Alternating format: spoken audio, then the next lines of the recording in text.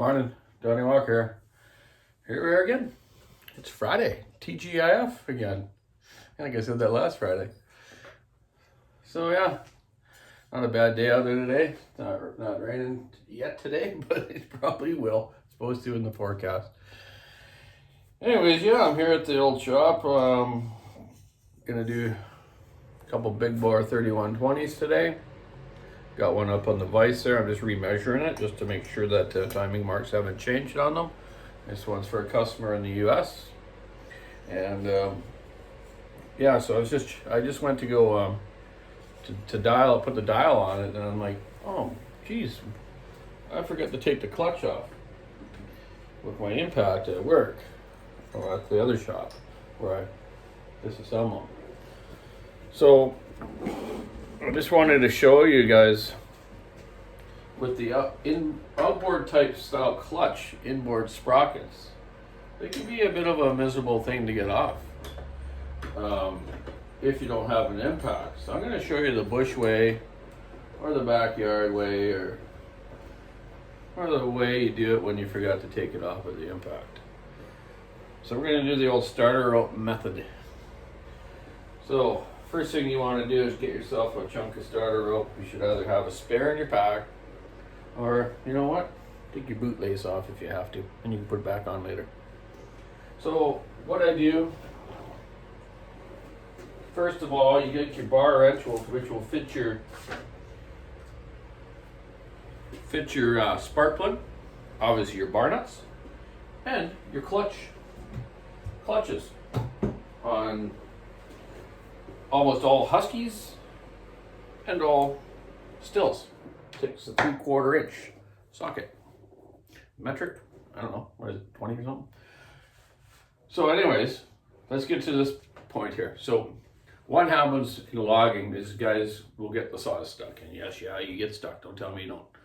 So you get stuck in the tree, which you didn't follow it right, or when you're bucking, you get pinched. And that happens a lot with a saw. Both big pieces of wood drop and you get stuck at the end, or you didn't quite get underneath it enough or up top as you're bucking it. You know, I'm not an expert at it. I'm not an expert faller either, but I can do it. Not as good as my good buddies out there in the logging world. Hey guys, you guys rock. So when you get stuck though, the outboard type clutch with the inboard sprocket is a real pain in the butt to change. So the way the guys would do it is, the only way to do it is they'd have to chop their chain off.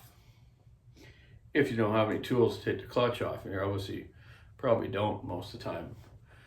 So they have to take their axe, their wedge pounding axe, and they'll chop the chain and break it. And then you can get the power head off and get another power head and or another bar and chain, and then cut that bar and chain out of there that's stuck in the log. So this is the procedure I do, or you should do, to get your clutch off if you don't have the right tools.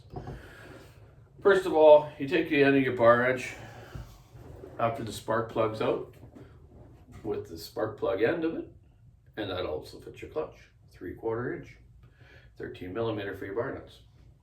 So we're gonna go get the saw at top dead center. So right, top dead center, you just rock it back and forth, you can feel it, okay? Turn it back about an inch. You can tell that by looking at your clutch or your flywheel. Take your rope, put it down the spark plug hole, make sure the crank doesn't move on you. Keep it in that position. Get that rope, put it all the way in there. And the reason I'm saying be really careful that crankshaft doesn't move, because I've seen people, and I've done it myself. Yes, I make mistakes. I'm human too. Get that rope right in there, almost the 3/4, the full length of a starter rope. Now turn the motor, once it's in there, clockwise, so the piston back up, so it hits the rope.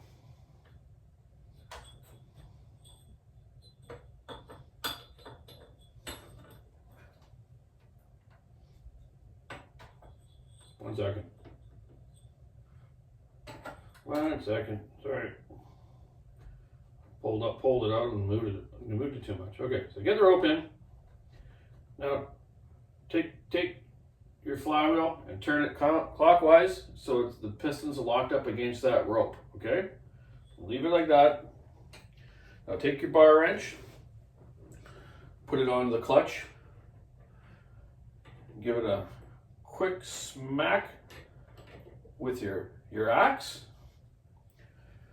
And if you can't get it with that, you gotta give it a pretty good smack to get on pretty tight. Or you can do what I did here. I just had a piece of pipe, I put it over the end of the bar wrench, and now I got some leverage, and I popped it off a couple minutes ago. I wasn't gonna do this video, but then I thought I will show you guys. So I already got it off. Left hand thread, lefty loosey, righty loosey, lefty tighty. So there we go. That's how we're going to do that. Now we're going to pull the rope out. Voila. Put your spark plug back in. Or you could, what I do is I just basically just put the clutch back on, give it a little tap, then put your bar and chain on it, run it. This type of a clutch system, right down behind me at this shop, is a huge ravine, okay? The windows are really glary right now. But running 2100s, 288s, 3120s, 394s, old school 272s, all those old saws. If you don't get that clutch locked on right, like I said a second ago, once you get this clutch on, give it a little tap on, put the bar and chain on it, run it, hit the chain brake a few times. That locks the clutch onto the taper of the crankshaft, and it'll lock on good. You can, if you're at the shop, sure, use an impact, but it's still not quite enough. The reason I'm telling you about the ravine back here, because outside here, there's an old platform out there by our back stairs of our old shop. We used to set the saw on that platform, setting the carburetors, and darn it, the friggin' clutch would come off because I didn't tighten it right or use that bar and chain. That clutch will zing down that ravine, and they have. I bet if it went down there a metal detector, I'd probably find 50, 60 Husqvarna clutches. I never even bother to go look for them. I'd just throw another clutch on. It would be impossible. I'd have to go down there with a metal detector, like I just said. So yeah, these things will come off like 200 or 300 miles an hour, and just ding, they're gone. The clutch drums all over the place. Or it happened in our test room a few times, in our cement enclosure where we run our saws so the neighbors don't have to hear the noise. And they come off in there, and I just would duck. Hold the saw sideways and duck, and then the clutch. Then I'd have to look for the clutch, but at least to be in the room, not down the ravine, down in the creek. So anyways, be careful of that. Don't run those saws without the chain brake cover on or a bar and chain. If it hasn't been properly tightened, or just do it that way anyways, because I've seen them still come off. Okay, so that's the really nice thing about the inboard clutches that are on the new bigger 500 series Huskies and Stills, where if you do get stuck in a log or in a tree, you can basically take that little clip off and the sprocket off, and wham bam, you're good to go. Put your other power head on and cut yourself out. You don't have to chop your chain and wreck your nice freshly ground up organ or stilled chain that you just spent all night on getting it perfect, So yeah, okay, I got to get on these. Get this one done, that other one done, then I got a 390 to do. So 2 3120s, a 390, and work a little bit more on Buck and Billy Ray's 357. I'm doing some fine porting on it. It's just taking me a little bit of time. He understands that I'm busy. And yeah, yesterday I did a video of a fella from the Netherlands. Hey buddy, I just want to say thanks again. Maybe you didn't see my video yesterday, but this guy sent me a pair of wooden clogs. He liked this saw so much. So thanks very much again, guys. Yeah, it's awesome.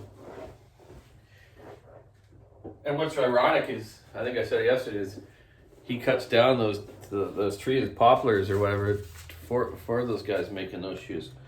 Okay, so I'm gonna get at her, but I still had one more thing I wanted to show you.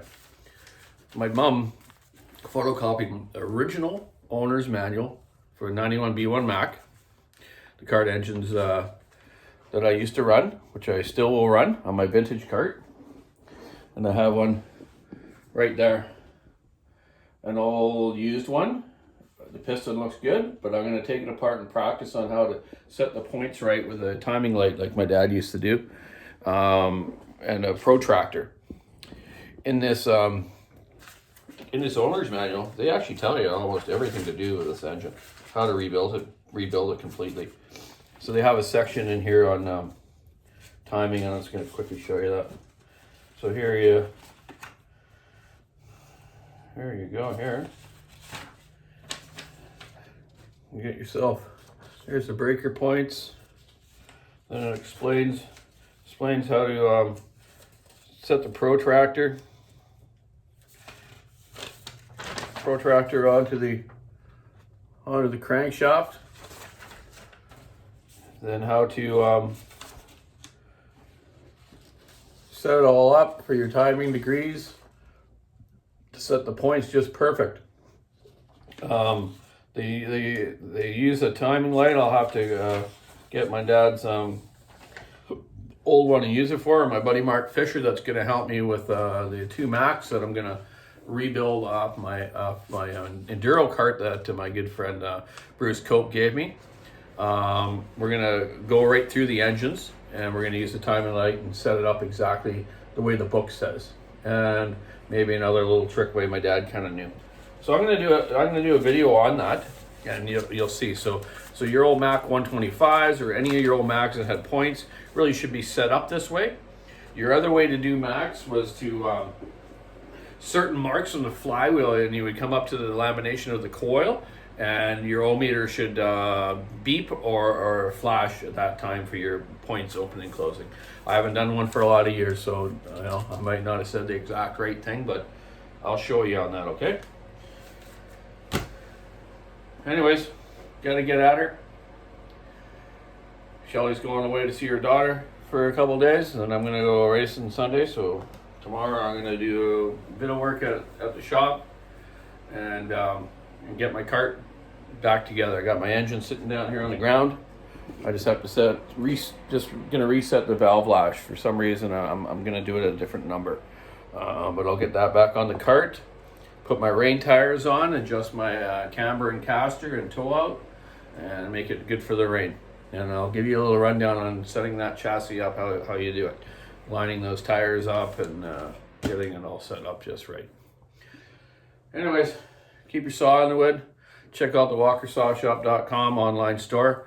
Selling a lot of stuff these days. Johnny and the gals are doing really good with it. Oh, and Rob.